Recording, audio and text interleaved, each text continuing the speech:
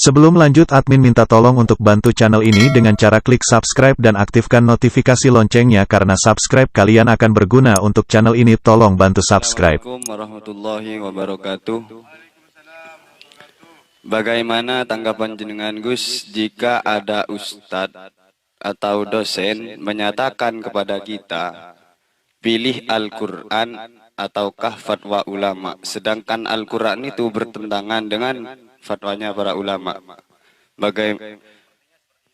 Ya, seperti bertentangan antara Al-Quran dengan fatwanya ulama. Bagaimana tanggapan jenengan? Assalamualaikum warahmatullahi wabarakatuh. Menjawab pertanyaannya Mas Imron, pilih mana, ulama atau Al-Quran?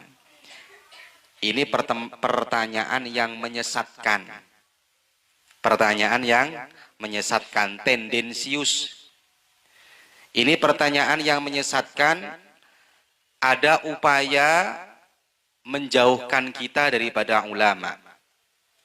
Ada upaya-upaya dari mereka-mereka menjauhkan kita daripada ulama. Itulah yang disebut dengan kalimatu haqqin yuradu biha batilun. Kata-katanya benar, tapi yang dikehendaki adalah kebatilan. Kalimatu haqqin yuradu biha batilun, kata-katanya benar, tapi yang dikehendaki adalah kebatilan. Kenapa? Ketika saya mengatakan kamu pilih ulama atau pilih Al-Quran, orang awam akan jawab, yo pilih Al-Quran. Nah, ini yang dikehendaki mereka bukan itu. Yang dikehendaki mereka adalah sampeyan biar jauh daripada ulama, sampeyan biar tidak dekat dengan ulama, sampeyan biar tidak mendengarkan lagi kepada ulama. Orang yang ngomong kayak gini minimal satu. Ada dua alasan kalau saya ya. Ada berapa alasan? Dua. Satu, orang yang ngomong kayak gini, Mron, siapapun dia, mau ustadz, mau dosen, mau siapa, maka orang yang seperti itu adalah orang yang tidak punya adab. Kenapa saya katakan tidak punya adab? Dia menganggap ulama berbeda dengan Al-Quran. Dia menganggap ulama itu tidak sama dengan Al-Quran. Sama dengan begini, kalau saya suruh milih sampean, pilih mana, Kanjeng Nabi apa Al-Quran? Pilih mana, hadis apa Al-Quran? Kan seakan-akan memberikan indikasi bahwa Kanjeng Nabi tidak sama dengan Al-Quran. Ini rusak orang kayak gini. Pilih mana, ulama dengan Al-Quran, mengindikasikan bahwa ulama tidak sama dengan Al-Quran. Padahal al-ulama warasatul anbiya, ulama adalah pewarisnya para nabi. Kalau saya yang ditanya, karena mereka sudah tujuannya nggak jelas, Gus Dewa pilih mana, Al-Quran sama ulama? Saya jawab pilih ulama. Loh Gus Dewa kurang ajar, Al-Quran dengan ulama kok pilih ulama? Loh iya, wong yang nyuruh kita pilih ulama bukan siapa, yang nyuruh kita pilih ulama adalah Al-Quran. Dengan kita ikut ulama, itu sama halnya mengamalkan isi Al-Quran. Wong Al-Quran yang menyatakan fas'alu ahla dzikri in kuntum la ta'lamun. Kamu tanya kepada ahli ilmu, pada ulama. Kalau kamu nggak tahu, berarti disuruh ikut siapa? Ulama. Al-Quran yang nyuruh. Lah kok malah ada orang pilih ulama apa pilih Al-Quran? Ini kan adabnya dia nggak punya.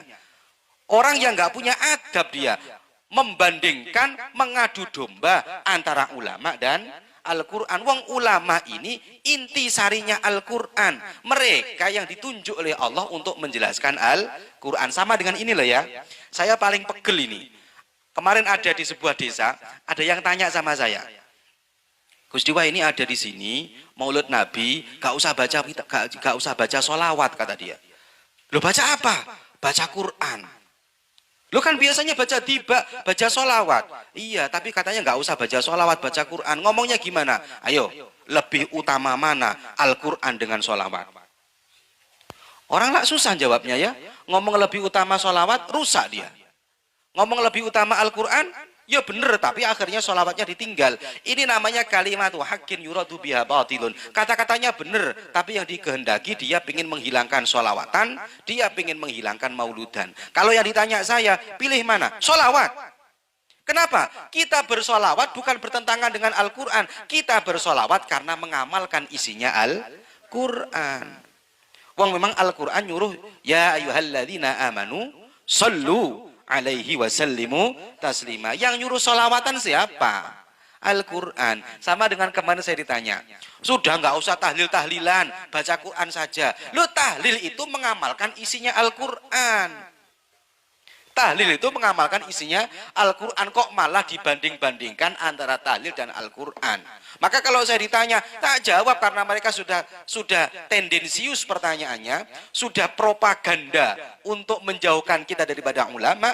Pilih Al-Quran atau ulama? Kalau saya tak jawab, pilih Al-Ulama. Loh kenapa? Karena ulama artinya kita mengikuti perintahnya Al-Quran. Satu, orang yang ngomong kayak gitu, entah siapa saja, orang yang nggak punya adab. Satu, orang yang nggak punya adab, orang yang nggak punya akhlak, nggak usah diikuti. Nomor dua, orang yang ngomong kayak gitu biasanya kurang ilmu. Saya katakan apa? Kurang ilmu. Lo kok iso kurang ilmu? Iya, kadang-kadang itu loh ya, Imam Syafi'i lo dikritik. Nah, kurang ajar ya apa? Imam Syafi'i nasirus sunnah, Imam Syafi'i penolong sunnah. Karena pernah Imam Syafi'i ngomong kayak gini, menyampaikan kayak gini, idza shahhal hadis fahuwa madhabi. Kalau hadis itu sahih, maka itu madhabku. Kalau kalian menemukan di dalam kitabku khilafah sunnata Rasulillah, khilafah sunnati Rasulillah, kalau kamu melihat di dalam kitabku berbeda dengan sunnahnya Rasul, maka jangan ikuti kitabku, tapi ikuti sunnahnya Rasulullah.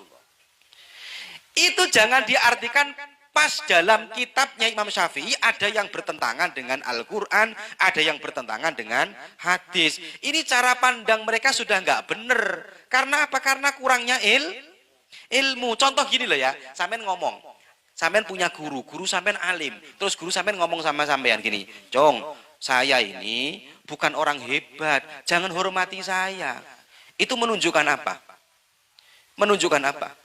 Menunjukkan ketawaduan gurunya sampean, bukan berarti sampean ngomong ke orang-orang, tuh guru saya bilang sama saya gak usah dihormati, maka mari kita bersama-sama tidak usah menghormati guru saya, gitu tak?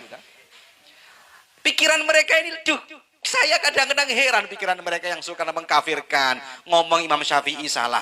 Kadang-kadang malah yang lucu, Imam Syafi'i dibenturkan dengan Imam Bukhari. Syafi'i ini apa hadisnya? Ini enggak sahih. Lihat dalam kitab Bukhari. Ini yang sahih.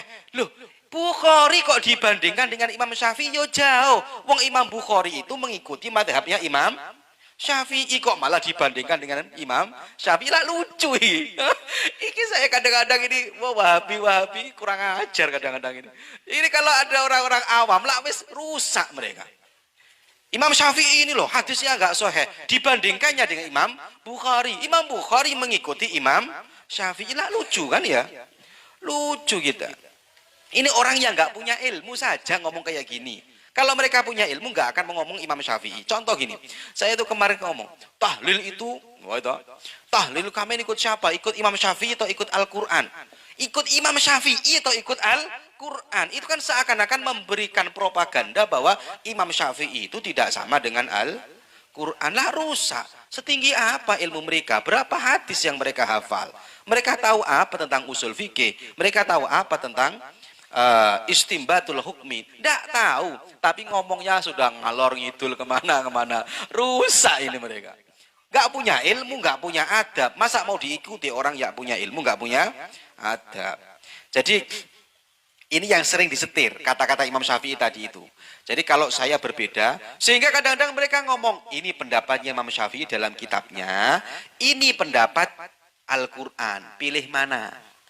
Pasti orang ngomong, oh Syafi'i salah, ikutnya Al-Quran. Loh, Imam Syafi'i menentukan hukum ini melalui proses yang panjang. Lihat asbabul wurud, lihat asbabun nuzul, lihat kondisi situasi saat itu, lihat manteknya, lihat balaghahnya, lihat semuanya dilihat. Mereka belum tahu usul fikih sudah berani menyalahkan Imam Syafi'i. Lah maka kalau ada pertanyaan yang ngomong pilih ulama apa pilih Al-Quran, jawaban itu bukan pilihan, karena mengikuti ulama adalah perintah Al-Quran. Dan orang yang sering ngomong dia pilih Al-Quran atau pilih ulama itu propaganda, tendensius. Dia itu ada unsur menjauhkan kita daripada ulama. Orang yang modelnya seperti itu nggak pantas untuk diikuti. Kenapa nggak pantas diikuti? Satu, nggak punya adab. Dia menganggap ulama tidak perlu diikuti. Dia tidak punya adab kepada ulama. Akhlaknya jatuh karena dia menganggap ulama tidak punya ilmu, bertentangan dengan Al-Quran. Dua, orang yang kayak gitu ilmunya pasti kurang. Orang yang ilmunya lebih, orang yang ilmunya banyak, tidak akan mungkin dia berani membanding-bandingkan ulama dengan Al-Quran. Wong inti sarinya Al-Quran diturunkan ke ulama, ulama suruh menyampaikan. Kan kalau dalam kitabnya Kiai Hasan Kesepuh, gimana itu hadisnya? Ittabi'ul ulama, ikuti ulama, fa innahum masabihud dunya wa masabihul ukhra. Mereka itu, beliau-beliau itu lentera dunia dan lentera akhirat. Kok malah suruh milih ulama atau Quran? Kalau saya yang ditanya orang kayak gini tak jawab. Kayaknya dia tendensius tak jawab. Pilih ulama apa kiai? Pilih kiai apa? Kiai apa? Al-Quran. Tak jawab, pilih kiai. Bukan masalah itu, bukan masalah kita meremehkan Al-Quran, bukan. Karena pertanyaan mereka sudah ingin menghancurkan ulama. Wong ikut ulama perintahnya Al-Quran. Contoh gini, sampean, pilih Kanjeng Nabi apa pilih Allah? Tak rusak ini pertanyaan kayak gini. Hah? Rusak enggak ini? Rusak, karena yang inti sarinya yang disampaikan oleh Allah lewat Kanjeng Nabi. Lah kok malah nyuruh pilih Kanjeng Nabi atau pilih Allah? Ini rusak orang kayak gini. Orang nggak punya akhlak, orang nggak punya ilmu. Kalau sudah nggak punya akhlak, nggak punya ilmu, mau diikuti apanya? Nggak usah diikuti orang kayak gini. Paham ya?